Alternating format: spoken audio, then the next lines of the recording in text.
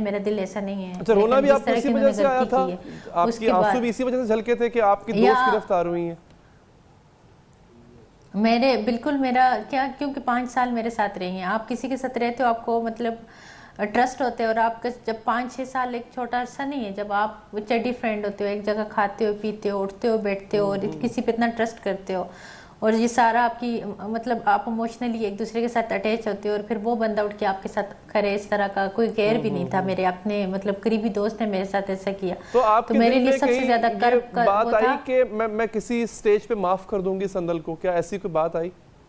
मुझे बिल्कुल, मुझे तरस आ रहा था, मुझे बहुत रहम आ रहा था, लेकिन मैं चाह के भी उसकी तरफ नहीं देख रही थी, क्योंकि मैं अपना दिल नरम नहीं करना चाह रही थी। मेरी जो बेइज्जती हुई थी, और मेरी फैमिली और आपके सामने जितना मीडिया ने मुझे आके कहा कि इसने तो खुद अपनी पब्लिसिटी स्टंट के लिए जो है तो वो किया, और उस वक्त भी आपने कहा था कि कोई इतना गिर नहीं सकता, आपने ये बात की थी कि कोई इतना गिर नहीं सकता किस तरह की वीडियोज़ वायरल करे। लेकिन मीडिया चैनल्स भी मेरे अगेंस्ट थे कि ये तो अपनी पब्लिसिटी स्टंट करना चाहती है, इसको तो मीडिया में नाम चाहिए, तो ये कुछ भी कर सकती है। तो वो सारी चीज़ें मेरे आगे इसी तरह है, मेरे मतलब माइंड से निकली नहीं है।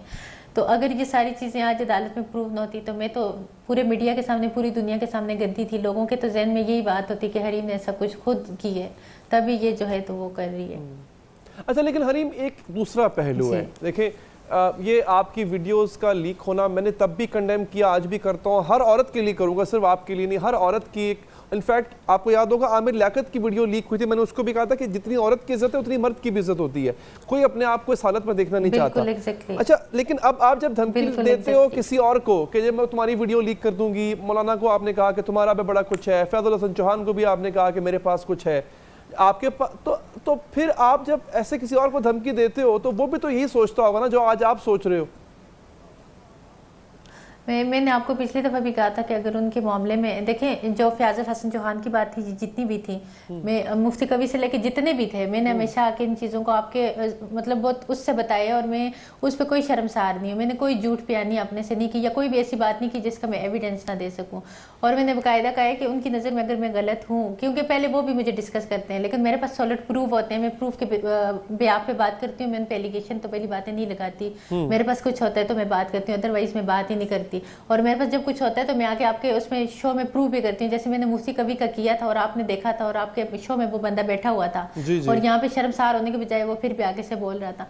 तो जितने भी पॉलिटिशियंस हैं, चाहे वो फैजुल हसन चौहान है, उन पे जो मैंने बात की थी, मैंने आपको कहा था सामने लेके आए, मेरे सामने बैठाए, उनको बोलें ये बातें मैं गलत कर रही हूँ, मेरे मुंह पे आके, लेकिन वो आ ही नहीं सकते इस चीज पे। अच्छा, आपने हरीम एक पोस्ट की थी, अदालत का रास्ता है, आपने एक पोस्ट की थी आज से 4 दिन पहले, मैं पता नहीं शायद दिखा नहीं पाऊंगा टेलीविजन पे उसको, और आपने कहा था गेस हु इज दिस लोटा, ये बंदा कौन है? आपको पता है, मैं आपको एक बात बताऊं, ये जो है मौलाना की आप बात करते हैं, मौलाना के फॉलोअर्स मुझे पिछले 3-4 महीने से हरेस कर रहे हैं, मुझे इंस्टाग्राम पे डिफरेंट प्लेटफॉर्म पे वो कर रहे हैं। अच्छा। मैंने कराची अदालत से भी रुजू किया हुआ है, वहाँ पे भी मुझे, आपको पता है अदालत ने जो है तो मुझे सिक्योरिटी फ्राहम करने के लिए बाकायदा उन्होंने लेटर दिया हुआ है, और वहाँ पे भी मैं बरी हुई हूँ, और वहाँ पे भी मेरा केस जो है तो मेरे हक में गया है।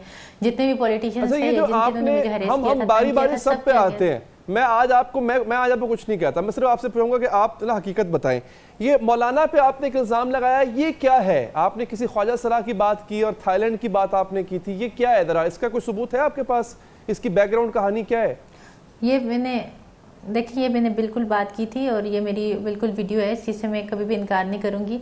और मेरे अभी जो केस चल रहा है उस पर एडवोकेट ने मुझे इन चीज़ों पे बहस करने से बिल्कुल मना किया हुआ है। तो अगर उनको ऐसा लगता है कि मैंने उन पर कोई एलिगेशन लगाया हुआ है, तो जाएँ अदालत में इस चीज़ को वो करें जाके। अच्छा, अगर आपको ये लोग ले जाते हैं कल को अदालत में, अगर कल को मौलाना या फैजुल हसन चौहान ले जाते हैं, तो आपके पास सबूत होंगे? बिल्कुल बिल्कुल बिल्कुल। फैजुल हसन चौहान के जो उनके ऑफिस के अंदर जो कुछ हुआ था, मेरे पास हर एक चीज़ का, और उनके पास उनकी सारी कॉल रिकॉर्डेड, सारे मैसेजेस मेरे पास हैं, कोई भी ऐसी चीज़ नहीं जो मेरे पास ना हो। अच्छा, ये बंदा हरीम शाह साहबा, ये बंदा कौन है? ये इस तस्वीर में जिसमें आपने लिखा हुआ है गेस हु इज दिस लोटा, और एक भारी भरकम बंदा लग रहा है, और एक खातून भी आप लग रही हैं अगर मैं गलत नहीं हूं तो, ये कौन है? बंदा कौन है ये? अली भाई, इस बात पे मैं भी बहस नहीं कर सकती, लेकिन मैं आपको ये ज़रूर कहूँगी, अगर कोई भी कहता है कि मैं उसका नाम ख़राब कर रही हूँ, जो उस पर फेक एलिगेशन लगा रही हूँ, तो अदालत जाएं, और आप भी कहें कि उनको अदालत जाएं, जाके केस करें मुझ पर। अच्छा, देखिए पता क्या है हरीम, बात ये है कि दो प्लेटफॉर्म्स हैं, एक होता है मीडिया, एक होता है सोशल मीडिया। सोशल मीडिया पे तो आप बड़ा खुल के बात कर रही हैं, तस्वीरें भी लगा रही हैं कि ये बंदा है, इसके पास मेरे खिलाफ, मेरे पास ये भी है वो भी है, और दूसरा है ये टेलीविजन मीडिया, दोनों एक जैसे ही हैं, दोनों पब्लिक है, तो यहाँ पे आप खुल के क्यों नहीं